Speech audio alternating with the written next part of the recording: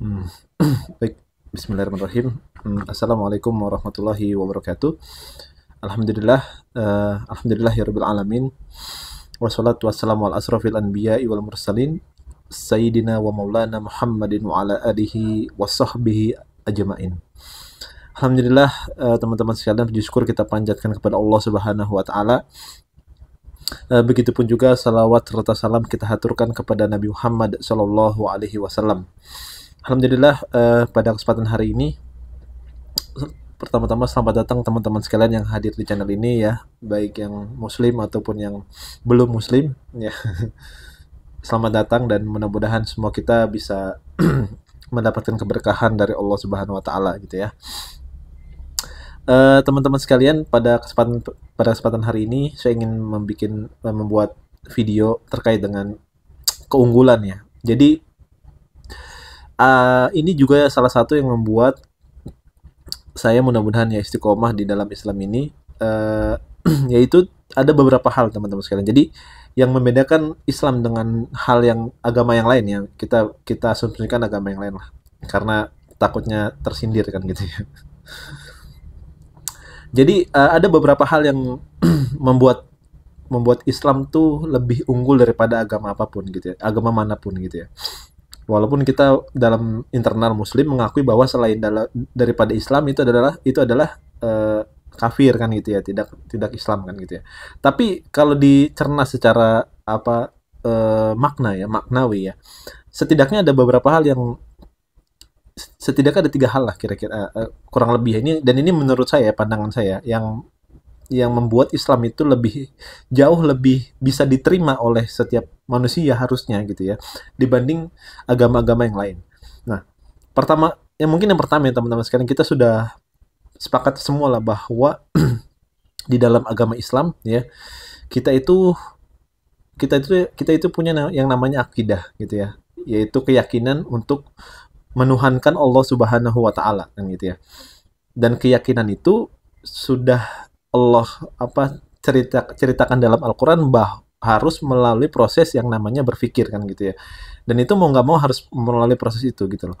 Baik yang sudah muslim ataupun yang belum muslim ya gitu. Karena Allah tuh di dalam Al-Quran ratusan ayat mengatakan bahwa banyak sekali mengajak kita untuk berpikir kan gitu ya. Afala taqilun, afala yatadakkarun gitu ya. Dan satu-satunya tools ya, salah satunya yang bisa kita miliki ya ini akal ini, untuk bisa menemukan Tuhan yang bisa mencari kebenaran Tuhan Allah Subhanahu wa taala gitu melalui proses berpikir. Dari kita mencari buktinya gitu loh, kita membandingkan, maksudnya dengan konsep ketuhanannya gitu ya, dengan secara akal kita gitu ya. Dan nggak hanya kita mencari dengan akal, tapi nantinya kita akan merasakan ketenangan dalam jiwa kita dalam menyembah Allah Subhanahu wa taala gitu ya, kira-kira ya. Mungkin nanti akan kita jabarkan ya kenapa harus Islam melalui proses berpikir ya. Mungkin teman-teman juga sudah mungkin paham lah bahwa Islam itu memang ya logis kan gitu ya. Nggak ada yang unlogis dalam sesi ketuhanan gitu ya. Kita sudah mengetahui bersama bahwa Allah itu maha mengatur, maha pencipta gitu ya, dan sebagainya macamnya. Tidak ada yang serupa dengan Allah gitu ya. Allah tidak dilahirkan dan juga dan sebagainya dan seterusnya gitu. Dalam surat Al-Ikhlas itu sudah lengkap lah ya, akidah kita seperti itu. Nah, ini kan beda dengan agama-agama yang lain ya gitu ya. Bahkan ada juga bahkan kita kadang-kadang suka pengen ngomong bahwasanya kenapa lu harus nyembah begitu kan gitu ya. Nyembah Tuhan yang menjadi manusia misalnya, apalagi mensucikan ya, ini mensucikan seekor hewan gitu ya, dan sebagainya macamnya. Itu menurut saya itu kurang logis gitu ya. Kurang logis kenapa? Karena kalau kita masih menyembah sesuatu yang tampak di depan kita ya, berwujud lah katakanlah gitu, artinya kita masih masih belum punya Tuhan. Karena kenapa? Lah dia sama saya kan sama-sama makhluk kan gitu. Kalau ada seseorang yang menyembah selain daripada Allah gitu ya, atau kepada manusia, ataupun Tuhan itu menjadi manusia misalnya, makanya sudah unlogis kan itu udah nggak masuk akal. Itu keunggulan satu yang dimiliki dalam Islam gitu ya. Allah memiliki cara yang unik, khusus atau khas ya dalam mengimaninya, dengan cara metode berpikir gitu loh. Layaknya seperti kita eh, mensurvei itu dokter beneran atau enggak gitu loh. kan, karena kalau nanti kita minum obatnya, mau nggak mau kita harus nurut kan gitu, karena dia adalah seorang dokter kan gitu. Nah, maka kita harus buktikan dokter ini beneran dokter atau bukan gitu, dengan bukti-bukti yang ada tentunya kan gitu ya. Nah, teman-teman bisa jabarkan sendiri lah. Itu bukti yang pertama ya teman-teman sekalian, itu, dan insya Allah itu nggak terbantahkan lah. Saya yakin nggak akan pernah terbantahkan. Nah, yang kedua teman-teman sekalian, setidaknya Islam itu memiliki aturan yang komplit. Nah, ini yang sangat-sangat apa ya? Sangat-sangat harus digarisbawahi ya, karena di setiap agama manapun saya lihat gitu ya, mereka nggak punya aturan secara lengkap selain daripada Islam. Contoh misalnya, eh kalau di dalam Islam itu ada yang namanya hukum sosial gitu ya. Sorry, ada hukum pidana, maaf. Ada hukum pidana gitu ya. Kita mengetahui dalam Al-Quran ada ayat yang mengatakan bahwasanya ya ayyuhalladzina amanu kutiba alaikumul kisos gitu ya. Wahai orang yang beriman, terapkanlah kepada kalian itu hukuman kisos, dan itu wajib gitu ya. Potong tangan terhadap orang-orang yang mencuri kan gitu ya. Itu ada hukuman pidana gitu ya. Dan perzinahan juga ada gitu kan ya. Juga kemudian sistem ekonomi dalam Islam pun ada. Semuanya lengkap gitu. Makanya di bahasa lain ya. Islam itu nggak hanya sebuah agama ritual, tapi dia juga adalah aturan hidup gitu ya. Banyak ulama yang mengatakan demikian, karena uh, inad dina indallah gitu ya. Inad din, kenapa Allah kasih itu din? Nah, din itu adalah panduan hidup setiap manusia, baik dia di level individu ataupun masyarakat, bahkan sampai bernegara pun ada aturannya, ada panduannya, dan itu semua tertera dalam Al-Quran beserta juga sunnah-sunnahnya kan gitu ya. Semuanya lengkap, nggak ada yang luput sekalipun. Saya tantang mungkin teman-teman sekalian yang nonton video ini, sebutkan sama saya satu hal yang nggak dihukumin sama Islam. Hampir nggak ada, dan bahkan nggak ada emang. Semua ada hukumannya, semua ada hukumnya dan ada dalilnya gitu loh. Kita mengetahui bahwa dalil itu mungkin ada 4 ya, ada Al-Quran, Sunnah ya, ijma sahabat, dan kias gitu ya, kurang lebih seperti itu. Dan semua itu make sense dengan keadaan yang sekarang, dan itu sampai zaman kapanpun itu akan pernah tetap akan terus ada gitu kan ya. Baik zaman ini, zaman sekarang, dan seterusnya itu ada, dan itu bisa diterapkan, dan itu juga sudah dicontohkan ya dulu di eranya Rasulullah SAW, sahabat Nabi SAW gitu ya. Bahkan terakhir kita melihat bahwasanya kekhilafan Turki Utsmani juga diterapkan Islam di sana, dan itu sudah terbukti bahwasanya Islam mampu mengatur seluruh aspek kehidupan gitu ya, yang tadi saya sebutkan, baik individu, masyarakat ataupun negara, itu sudah ada aturannya dalam Islam. Makanya disebut dengan ad-din ya. Ad-din itu adalah selain daripada agama, tapi juga dia panduan hidup manusia gitu ya. Itu yang kedua teman-teman sekalian. Dan yang ketiga, ini yang sangat menarik, dan ini eh, yang membuat saya pun sekarang yang makin masya Allah terhadap Islam ya. Artinya selain Islam memiliki akidah yang memuaskan akal dan menenangkan jiwa, dan juga memiliki sebuah panduan hidup ya lengkap, baik dari hidup mau sampai nanti afterlife gitu ya, ada semua.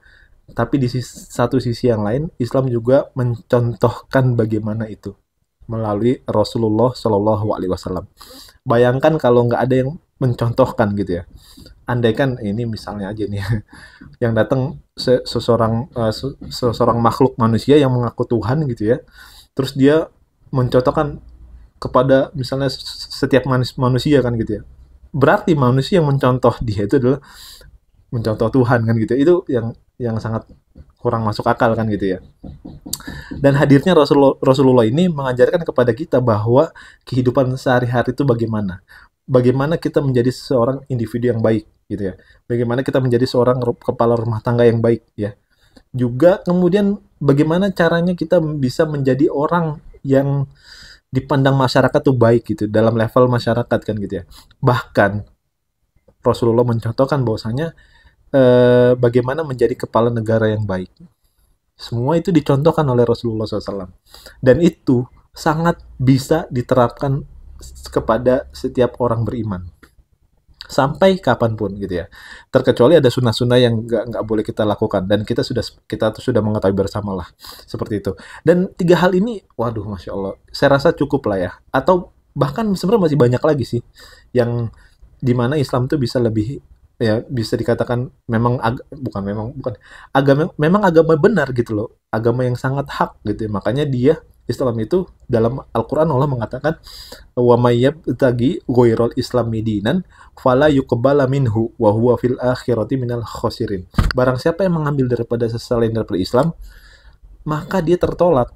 Saking Allah tuh ngejaminnya ya, gak usah ngambil dari selain Islam, akan tertolak. Kenapa? Karena Islam yang paling benar kan gitu ya. Kurang lebih gitu ya teman-teman sekalian ya. Eh banyak sih yang kita bisa apa ya, kita bisa syukuri dalam Islam ini ya. Dan juga Islam juga agama yang sangat apa ya, lembut gitu ya. Lembut tapi juga tidak mau diremehkan. Nah, ini keren nih. Dibanding agama saya sebelumnya lah ya. Jadi Islam itu, kalau agama saya sebelumnya kan, ini koreksi kalau saya salah ya. Kalau ada musuh tampar pipi kanan kamu, maka kamu kasih pipi kiri kamu kan gitu ya. Itu konsep, misalnya kalau ada musuh. Kalau dalam Islam kita nggak pernah cari musuh. Kita nggak pernah cari musuh. Tapi kalau ada musuh, jangan kabur. Kalau dia ganggu kita, jangan kabur. Bahkan sampai kita meninggal pun pada saat itu, jangan kabur. Terus kejar dia. Gitu. Kita nggak nyari masalah. Tapi kalau kita dipermasalahkan dan kita diem aja, malah justru itu dosa. Atau apalagi kalau seandainya kita misalnya dibegal nih, gitu ya. Terus kemudian kita karena dibegal di HP, ya udah kasih kita punya misalnya motor gitu. Nah, itu salah dalam Islam. Justru begitu. Nah, itu adalah agama yang sangat logis ya teman-teman sekalian ya. Jadi mungkin kurang lebih itu apa perbedaannya. Bukan perbedaan sih, maksudnya mengapa Islam lebih unggul daripada agama lain, dan agama lain tuh nggak pernah ada yang sedetail ini teman-teman sekalian. Dan saya jamin itu, dan nggak pernah saya dengar misalnya ada ekonomi Kristeniah gitu, nggak ada. Atau sistem pidana hukum Kristeniah, itu nggak ada. Selain daripada Islam itu nggak ada, gitu ya. Mungkin itu teman-teman sekalian, nah, mudah-mudahan bisa menguatkan kita bersama, dan tentunya pasti juga menguatkan saya. Dan terus saya juga selalu tetap terus mempelajari Islam ini sampai sejauh manapun gitu ya. Karena masih sangat banyak ilmu yang harus saya pelajari, dan luar biasanya ketika saya belajar itu ternyata masih secuil ya daripada Islam itu sendiri gitu ya. Mudah-mudahan kita semua istiqomah, dan juga mudah-mudahan kita semua dapat keberkahan dari Allah Subhanahu wa taala. Itu saja mungkin dari saya. Assalamualaikum warahmatullahi wabarakatuh.